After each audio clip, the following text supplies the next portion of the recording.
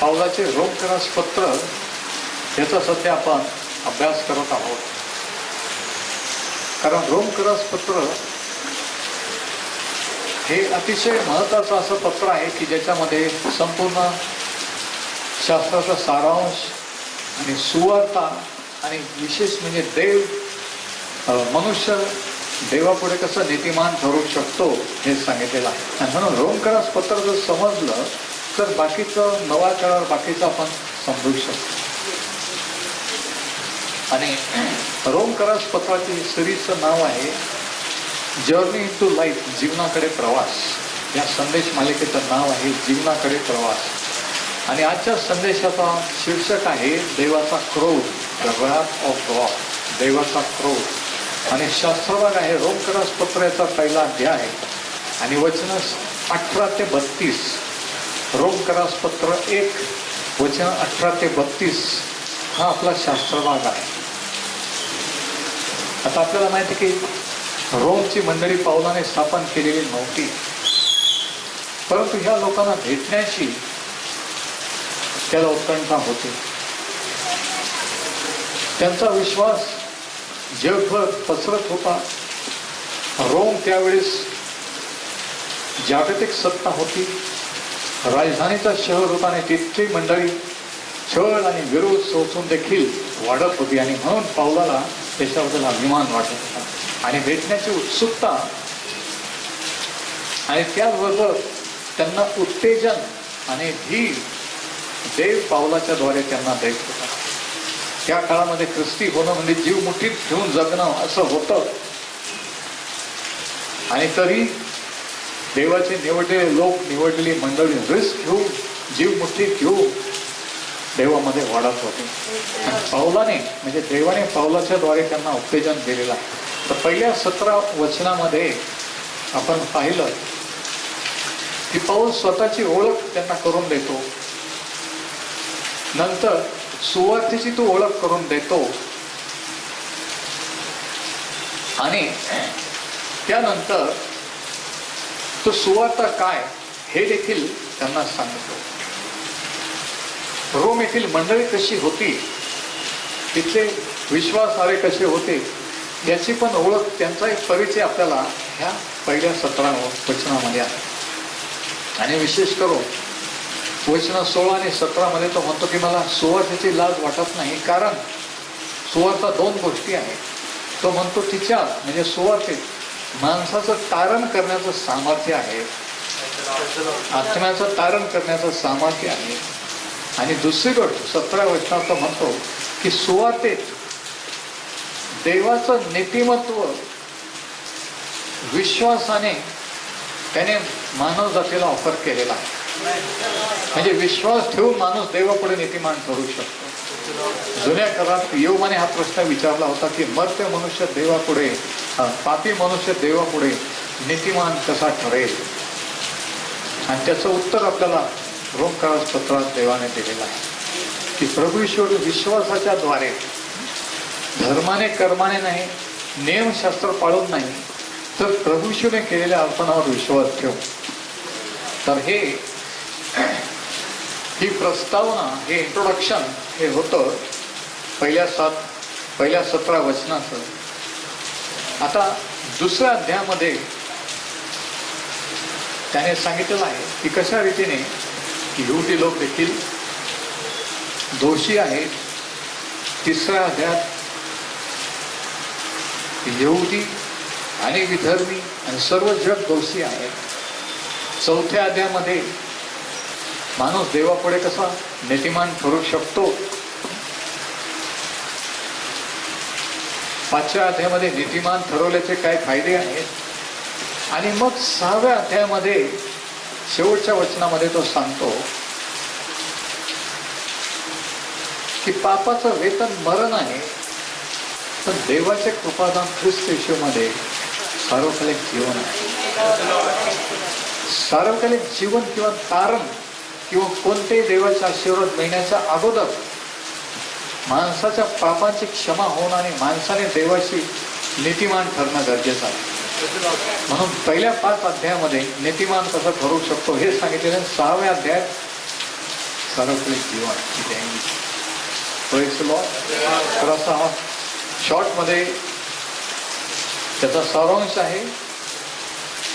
कारण नीतिमान ठरल्यानंतर, देवाशी आपलं नातं नीट झाल्यानंतर, क्षमा मिळाल्यानंतरच आपल्याला देवाचे आशीर्वाद प्राप्त होऊ शकतो. तर अगोदर पाऊल देवाच्या नीतिमत्वाबद्दल सांगतो आणि नंतर पहिल्या अध्यायाच्या 18 वचनाच्या 18 ते 32 या वचनामध्ये, म्हणजे पहिल्या अध्यायाच्या दुसऱ्या भागामध्ये पाऊल देवाच्या क्रोधाबद्दल सांगत आहे. First he talks about the righteousness of God and then about the wrath of God. आणि आपल्याला माहिती आहे की प्रभू येशू ख्रिस्ताने देवाचा क्रोध, सर्व मानवजातीची या पापाची शिक्षा त्या वधस्तंभावर भोगलेली आहे आणि त्या क्रोधापासून मुक्त केलेला आहे. आता पहिला पॉइंट, देवाचं प्रगटीकरण, गॉड रेव्हलेशन. वचन 18, रोमकरा स्तोत्र 1 आणि वचन 18 इथे असं लिहिलेलं आहे, जी मनुष्य अनीतीने सत्य दाबून ठेवतात त्यांच्या अधर्मावर व अनीतीवर देवाचा क्रोध स्वर्गातून प्रगट होतो.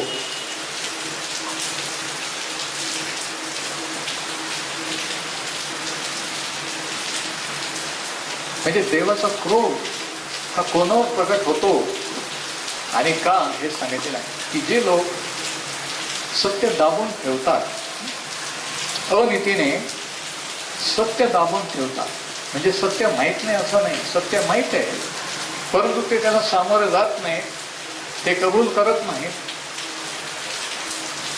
आणि म्हणून ते दाबून ठेवतात, सत्याकडे दुर्लक्ष करतात. त्यांच्यावर तो म्हणतो, त्यांच्या अधर्मावर व अनीतीवर देवाचा क्रोध स्वर्गातून प्रगट होतो. आणि तो क्रोध प्रगट झाल्यावर काय परिणाम होतात हे पुढे त्याने सांगितलेलं आहे. देवाविषयीचे जे ज्ञान होत असते ते त्यांच्या मनास व्यक्त केलेले आहे, कारण देवाने ते त्यांना व्यक्त केलेले आहे. पाऊल म्हणतो की देवाविषयीचं सत्य हे प्रत्येकाला माहीत आहे, प्रत्येकाला माहीत होऊ शकतं. देवाला जाणून घेण्यासाठी, देवापर्यंत पोहोचण्यासाठी आणि नातं जोडण्यासाठी, पण माणूस ते सत्य दाबून ठेवतो. आणि मग 19व्या वचनात तो सांगतो की देवाने त्याचं प्रगटीकरण प्रत्येकाला दिलेलं आहे, की देव आहे हे प्रत्येकाला जाणीव. कसं? 19व्या वचनात की देवाने त्यांच्या मनाला प्रगट केलेलं आहे, कॉन्शियस. तर पहिलं देवाचं प्रगटीकरण देवाने प्रत्येकाला माणसाच्या मनाला दिलेलं आहे. किती दुष्ट, किती क्रूर, कशी व्यक्ती असली तरी त्यांना खोल अंतःकरणात माहिती की देव म्हणून कोणीतरी आहे. हे सगळं आपोआप झालेलं म्हणून कोणीतरी कुठेतरी देव आहे. तर हे प्रगटीकरण देवाने माणसाच्या मनाला दिलेलं आहे. The conscience, first revelation of God is to the conscience. दुसऱ्या रीतीने देवाने त्याचं प्रगटीकरण कसं दिलेलं आहे बघा, वचन 20. त्याचे अदृश्य गुण, म्हणजे देवाचे अदृश्य गुण, त्याचा स्वभाव, म्हणजे त्याचे सनातन सामर्थ्य व देवत्व ही निर्मिलेल्या पदार्थावरून किंवा वस्तूवरून ज्ञात हो किंवा माहिती होऊन सृष्टीच्या उत्पन्न कालापासून स्पष्ट दिसत आहे. दुसरं प्रगटीकरण जे देवाने माणसाला दिलं ते सृष्टीच्या किंवा निसर्गाच्या द्वारे आहे. की ज्यावेळेस माणूस निसर्गाकडे पाहतो की रोज नियमितपणे सूर्य उगवतो, सकाळ होते, रात्र होते, हे नियमितपणे हजारो वर्षापासून चाललेलं आहे. सीझन्स येतात जातात. तर हे काही आपोआप नाही, म्हणजे निसर्गावरून की ह्याचा निर्माता कोणीतरी आहे. असंख्य तारांगण, ही सृष्टी, वेगवेगळे हजारो जातीचे पशु पक्षी, समुद्राचे प्राणी मात्र, हे सर्व माणसाला खात्री करून देते की याचा निर्माण करता देव आहे. तर पहिली गोष्ट पाऊल सांगतो की देवाचं प्रगटीकरण. नीट लक्ष द्या, देवाने त्याचं प्रकटीकरण माणसाला कसं दिलेलं पहिल्याने माणसाच्या मनाला. प्रत्येकाला माहित आहे की काय चांगलं आणि काय वाईट. त्याला शास्त्र वाचण्याची किंवा धर्माचा अभ्यास करण्याची गरज नाही. पाप काय चुकीचं काय हे प्रत्येकाला माहीत आहे. कसं माहीत आहे की प्रत्येकाच्या मनाला देवाने प्रकट केलं आहे. काय राईट आणि काय रॉंग हे प्रत्येकाला माहिती आहे. म्हणून पहिलं देवाचं प्रकटीकरण माणसाचं मन आहे, कॉन्शियन्स.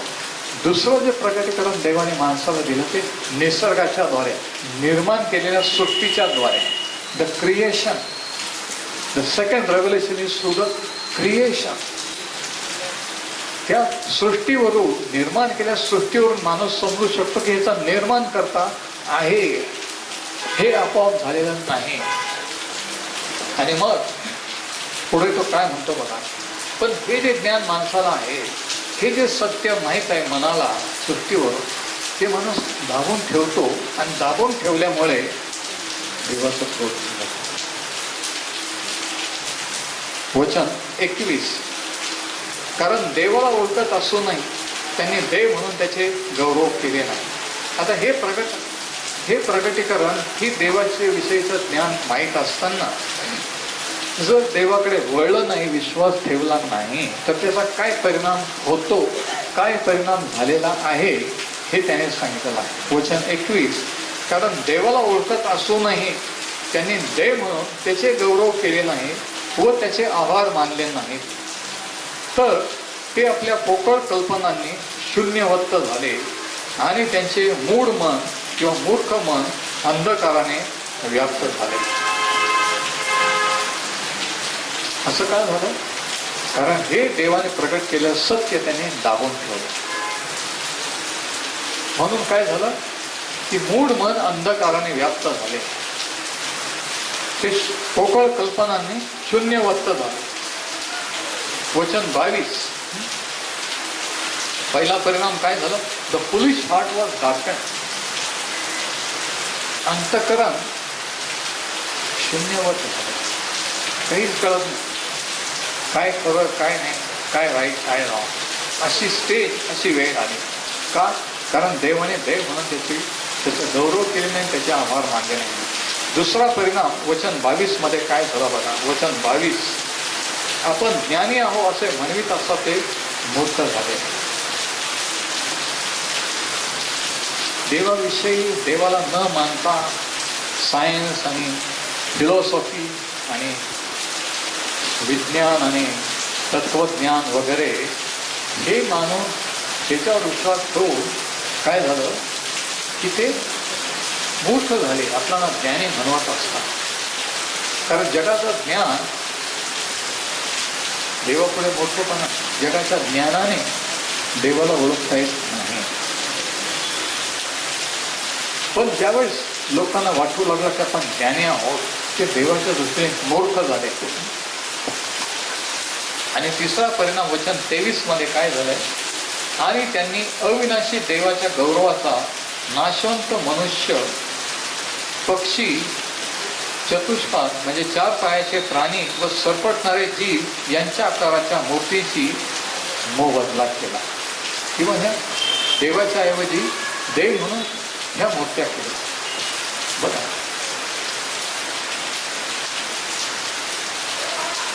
देवाने त्याचं प्रकटीकरण दिलं, लोकांनी ते सत्य दाबून ठेवले. याचा परिणाम काय मनावर झाला की मन अंधकाराने व्याप्त झाले. ज्ञानी समजता समजता, हुशार समजता ते मूर्ख झाले. आणि तिसरी गोष्ट काय झालं की निर्माण केलेले जे प्राणी आहेत, पशु पक्षी आहेत, त्यांचा निर्माणकर्त्याची भक्ती करण्याच्या ऐवजी निर्माण केलेल्या प्राण्यांची ते भक्ती करू लागले. आणि आज हे आपण पाहतो. आणि अशा रीतीने माणसाची स्थिती ही खालावत गेलेली आहे. Downward devolution of man. माणूस कसा खाली गेला बघा. त्या वचनात लिहिलेलं आहे की माणसाने देव म्हणून चतुष्पाद पक्षी, आकाशातील पक्षी, इकडे बघा, आकाशातील पक्ष्यांची भक्ती सुरू केली. नंतर 4 पायाच्या प्राण्यांची भक्ती सुरू केली, खाली आलं. त्याच्यानंतर सरपटणारे प्राणी अजून, म्हणजे या रीतीने माणूस खाली येऊन पोकळ कल्पनाने शून्यवत हो देवाला सोडून निर्माण केलेल्या सृष्टीची आणि प्राण्यांची भक्ती करू लागला. देवाचं सत्य जर दाबून ठेवलं तर त्याचा परिणाम हा, आणि तो झालेला आहे. निर्माण करत्याऐवजी निर्माण केलेल्या प्राण्यांचे लोक भक्ती करू लागलेले आहेत. बघा आता याचा परिणाम काय झालेला आहे. दुसरा पॉइंट, गॉड जजमेंट, देवाचा दंड किंवा देवाने त्याच्याबद्दल कोणती शिक्षा माणसांना दिली. याचा परिणाम काय झाला बघा. वचन 24, यास्तव ते आपल्या मनाच्या वासनात असताना देवाने त्यांना अमंगळपणाच्या स्वाधीन केले.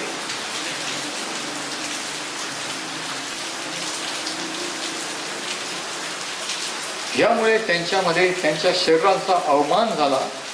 त्यांनी देवाच्या सत्याचा असत्याशी मोबदला केला आणि त्याला सोडून उत्पन्न केलेल्या वस्तूंची भक्ती व सेवा केली. तो उत्पन्न करता धन्यवादित आहे. आमेन. म्हणजे 24व्या वचनात सांगितलंय की काय झालं की देवाने त्यांना, ते आपल्या मनाच्या वासनात असताना देवाने त्यांना, कोणी, देवाने, म्हणजे देवाने केलं, हो दिलं का, हो, देवाने त्यांना अमंगळपणाच्या स्वाधीन केले.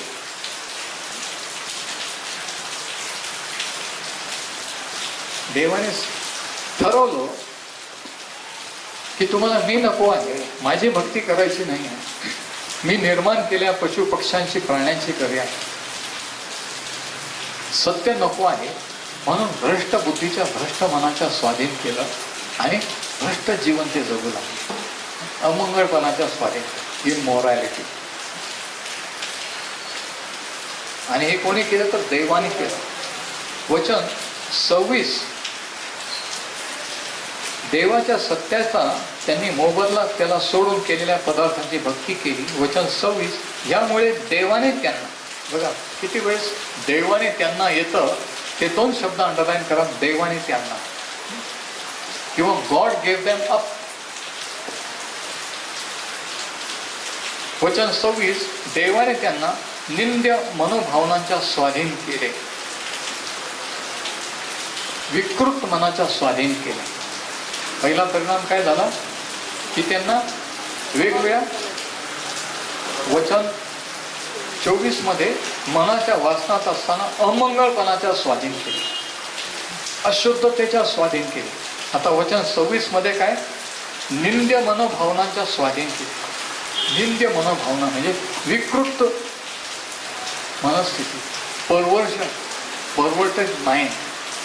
आणि काय झालं, त्यांच्यातल्या स्त्रियांनी स्वाभाविक व्यवहार सोडून विपरीत व्यवहार धरला. तसेच पुरुषांनी स्त्रियाबरोबरचा स्वाभाविक व्यवहार सोडून परस्परे काम संतप्त होऊन पुरुषांनी पुरुषाबरोबर अनुचित कर्म केले आणि त्यांच्या भ्रांतीचे योग्य प्रतिफळ त्यांनी आपल्या ठायी सांगितले. एका शब्दात सांगायचं झालं म्हणजे समलिंगी संबंध.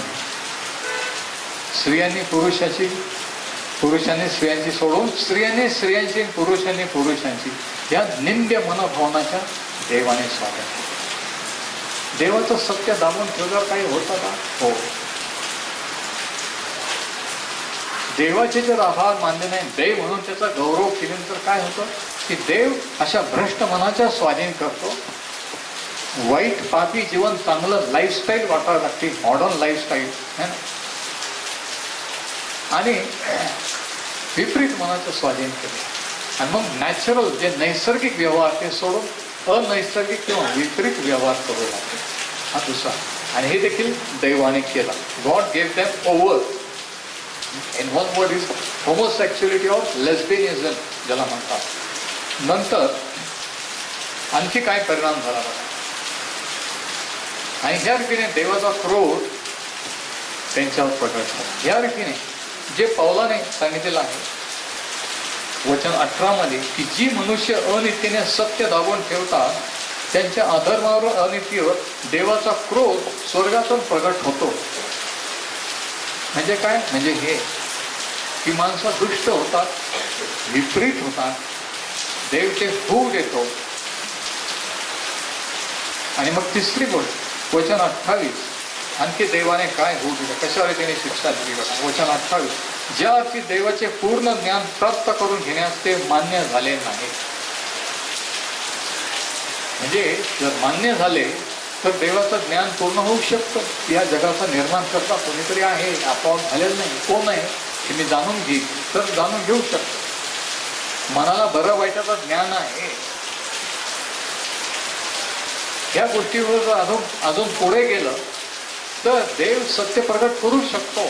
पण सत्य जर दाबून ठेवलं, टाळलं, देवाला जर टाळण्याचा प्रयत्न केला तर हे असं होतं. देवाचा क्रोध प्रगट होतो आणि मग ह्या गोष्टी घडू लागतात. तर तिसरी गोष्ट काय झाली, देवाचे ज्ञान प्राप्त करून घेण्यास ते मान्य झाले नाही. त्या की देवाने त्यांना, परत एकदा तिसरं देवाने त्यांना, अंडरलाईन करा 2 शब्द, देवाने त्यांना अनुचित कर्मे करण्यास, फक्त 2 शब्द, देवाने त्यांना 3 वेळेस आलेला आहे. अनुचित कर्मे करण्यास भ्रष्ट अशा मनाच्या स्वाधीन केले. भ्रष्ट बुद्धी. काही लोकांना आपण खरं सांगितलेलं आवडत नाही, त्यांना खोटं आवडतं, लबाड्या आवडतात, वाईट गोष्टी आवडतात, वाईट लाईफस्टाईल, कोणी त्याचे वाईट केलं, काय केलं, कोण कसं जीवन, ह्या स्टोऱ्या ऐकायला आवडतात. म्हणजे काय असतं की देवाचा क्रोध त्यांच्यावर प्रकट झालेला आहे, देवाने त्यांना भ्रष्ट मनाच्या स्वाधीन केलेला आहे. म्हणून भ्रष्ट गोष्टी, भ्रष्ट संगत त्यांना आवडू लागते, त्यांना ते नॉर्मल वाटायला लागतं. त्याच्यात चुकीचं आपण करतोय असं वाटत नाहीये. आणि ह्या रीतीने देवाचा क्रोध प्रगट झालेला आहे.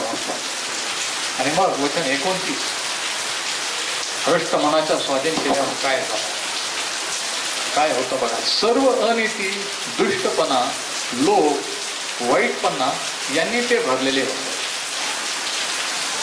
मग देवाचा देव म्हणून जर गौरव केला नाही तर हे त्यांनी ते भरलेले होते.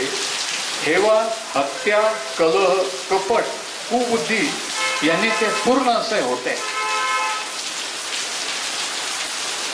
ते चहाड, निंदक, देवद्वेष्टे, उद्धट, गर्विष्ठ, बघा गर्व सुद्धा ह्या लिस्टमध्ये आहे. गर्विष्ठ, आत्मश्लाघी, कुकर्म कल्पक, माता पितांची अवज्ञा करणारे, बुद्धिहीन, वचन भंग करणारे, ममताहीन, निर्दय असे होते. असे लोक का होतात? देवाचा दंड किंवा देवाचा न्याय ज्यावेळी त्यांना देव नको असतो, देवाचं ज्ञान, देवाचं सत्य ते स्वीकारत नाही, देवाकडे वळत नाही, मग देव ह्या गोष्टी होऊ देतात. आणि ते होत आलेले आहेत. आजही आपण पाहतो समाजामध्ये ते झालेलं आहे. हे चित्र, हे वर्णन हे आजच्या समाजाचा, प्रत्येक समाजाचा आणि किती सत्य आहे. आणि याला जबाबदार देव नाही, माणूस आहे. कारण देवाने सत्याचं ज्ञान माणूस पुढे जाऊन देवाचं ज्ञान मिळवू शकतो. देव कोण आहे ओळखून त्याच्याकडे वळू शकतो. पण सत्य दाबून ठेवल्यामुळे देव ह्या गोष्टी होऊ देतो. देवाने त्यांना 3 वेळेस सांगितलं, अमंगळपणाच्या स्वाधीन केले, निंद्य मनोभावनांच्या स्वाधीन केले आणि भ्रष्ट मनाच्या स्वाधीन केले. God gave them over, God gave them up. का? सत्य का दाबून ठेवलं? लोकांना सत्य का नको आहे देवाविषयी? कारण जर सत्य माहीत झालं तर देवाची आपल्याकडून काय अपेक्षा आहे, आपल्याला एक दिवशी हिशोब द्यायचा आहे, त्याच्यापुढे उभं राहायचं आहे, हे ऐकायला हा विचार माणसाला पटत नाही. म्हणून तो देवाला टाळतो, देवापासून दूर जातो. Because they knew, man knows he will be accountable to God. म्हणून देवाच्या ऐवजी माणूस देवाने निर्माण केलेल्या प्राण्यांची, पशु पक्ष्यांची भक्ती करतो. देवाच्या ऐवजी हे माणसाने सबस्टिट्यूट किंवा पर्याय केलेले आहे. आणि असं केल्यामुळे देवाने हे असं होऊ दिलं की देवाने त्यांना अशा बुद्धीच्या, अशा मनाच्या स्वाधीन केलेलं आहे. ते सत्य समजू शकत नाही. त्यांची लाईफस्टाईल बघा, पहिले जर 2 जजमेंट, पहिले 2 दंड किंवा शिक्षण हे कशाबद्दल आहेत? फिजिकल किंवा शरीराबद्दल आहे, शारीरिक पापाबद्दल आहे, फिजिकल लाईफस्टाईल, शारीरिक जीवनशैली. परंतु तिसरा जो दंड आहे, तिसरी जी शिक्षा आहे, ज्या रीतीने देवाचा क्रोध केला, तो दंड कशावर आलेला आहे? माणसाच्या मनावर, माइंड, थॉट्स. म्हणजे शरीर पण भ्रष्ट होऊ गेलं आणि मन पण भ्रष्ट होऊ. तर अशा रीतीने 3 प्रकारे देवाचा न्याय, सत्य न स्वीकारण्यानं सत्य दाबून ठेवणाऱ्या देवाने स्वर्गातून प्रगट केलेला आहे. आणि म्हणून ही स्थिती समाजाची, जगाची आहे. देवाला देव म्हणून गौरव केला नाही तर काय होतं? तर देव. आणि हे तिमोथेला दुसरे पत्र याचा 3रा अध्याय जर आपण वाचतो, ते शेवटच्या काळाचं लक्षण, शेवटच्या काळामध्ये हे होईल असं सांगितलेलं आहे आणि हे घडत आहे, हे आपण पाहतो. ते आपल्या डोळ्या देखत आपल्या समोर घडताना आपण पाहत आहोत. दुसरे तिमोथेला पत्र याचा 3रा अध्याय त्याच्या 1ल्या वचनात असं लिहिलं आहे, शेवटल्या काळी कठीण दिवस येतील हे समजून घे, कारण मनुष्य स्वार्थी, धनलोभी. बघा, प्रत्येकाला क्रेज आहे श्रीमंत होण्याची, काहीतरी स्कीम, काहीतरी. ते काय एवढ्या वर्षात नव्हतं, हल्ली काय आहे? कारण हे शेवटच्या काळाचं लक्षण आहे. झटपट श्रीमंत व्हावं, पटकन काहीतरी लॉटरी लागावी, धनाचा लोभ. पाहिजे तर अंडरलाईन करा, धनलोभी, ठळक पेने, लाल शाईने, सोनेरी शाईने. मनुष्य स्वार्थी, धनलोभी, बढाईखोर, गर्विष्ठ, निंदक, आईबापास न मानणारे, कृतज्ञ, अपवित्र, ममताहीन, शांतताद्वेषी, चहाड, असंयमी, क्रूर, चांगल्यावर प्रेम न करणारी. बघा, विश्वासघातकी, हूड, मदांध, देवावर प्रेम न करता विषयावर प्रेम करणारी. देवावर प्रेम नाही, देवाने निर्माण केलेल्या जनावरांवर है ना, नेचरवर, निसर्गावर ते म्हणतात मदर गॉड, किंवा जनावरांचं संरक्षण. म्हणजे माणसापेक्षा, म्हणजे देवाने ज्या जनावरांना निर्माण केलं त्या देवापेक्षा जे निर्माण केलेले त्यांना ते जास्त प्रिय मानतात, त्यांना देव मानतात. किती विशेष आहे हे चित्र. बघा, वचन 4, विश्वासघातकी होऊ, देवावर प्रेम न करता विषयावर प्रेम करणारे. आणि वचन 5, सुभक्तीचे केवळ स्वरूप दाखवून स्वतःवर तिचा संस्कार नाही. सुभक्ती किंवा भक्ती फक्त नामधारी, नावाला शास्त्रवाचन, चर्चला ना, देवदेव, हे फक्त स्वरूप दाखवून, फक्त दिखावा, बाहेरून. आतलं जीवन वेगळं, बाहेरचं वेगळं. सुभक्तीचे केवळ स्वरूप दाखवून स्वतःवर त्याचा संस्कार नाही अशी ती होती, त्यांच्यापासून दूर राहा. ही वॉर्निंग पण दिलेली होती आणि इतिहासात हे घडत आलेलं आहे, आजही हे घडत आहे. आणि ज्या ज्या वेळेस देवाने प्रगट केलेलं त्याचं ज्ञान, त्याच्याविषयीचं ज्ञान की तो आहे, तो निर्माण करता आहे, तो आपला आणि सृष्टीचा निर्माण करता आहे, हे जर सत्य आपण दाबून ठेवतो तर देव या 3 रीतीने त्याचा क्रोध प्रगट करतो आणि माणसाचा न्याय करतो. आणि म्हणून ही स्थिती या जगाची, समाजाची असताना करप्ट, भ्रष्ट असे झालेले आहे, सडून गेले. Corruption is irreversible. एखादा फळ, एखादी वस्तू जर खराब झाली, सडली, तर ती परत रिव्हर्सने नीट होऊ शकते का? नाही. जग किंवा माणसाचं मन, माणसाची स्थिती, समाज जर खराब होत चाललेला आहे तर तो नीट होईल का? नाही, तो अजून खराब होईल. आणि ते होत आहे देवाच्या वचनानुसार. आणि म्हणून देवाचा उपाय या स्थितीवर, अशा प्रकारच्या लोकांवर देवाला न मानणारे उपाय काय आहे की खराब झाल्याचं चांगलं करणं नाही, तर त्यांना नवीन करणं. आणि ते नवीनीकरण ज्यावेळेस माणूस सुवातेवर विश्वास ठेवतो, की मी स्वतःला नवीन करू शकत नाही, मी स्वतःला शुद्ध करू शकत नाही, मी माझ्या पापांची क्षमा करू शकत नाही.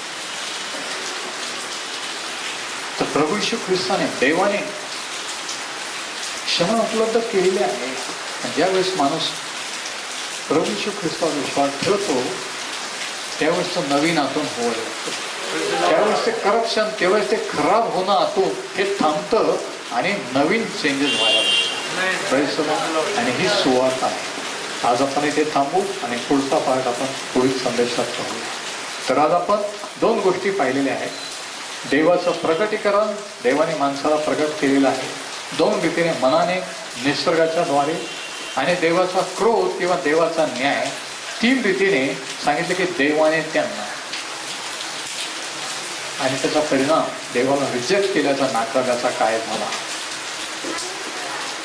आणि अशाही परिस्थितीत आनंदाची गोष्ट आहे की अशाही मनस्थितीत, परिस्थितीत जर माणसाने सुवार्तेवर पवित्र विश्वास ठेवला तर त्याची क्षमा हो, त्याच्या आत्म्याचं तारण होऊ शकतं. परमेश्वर हे वचन आशीर्वादित करो.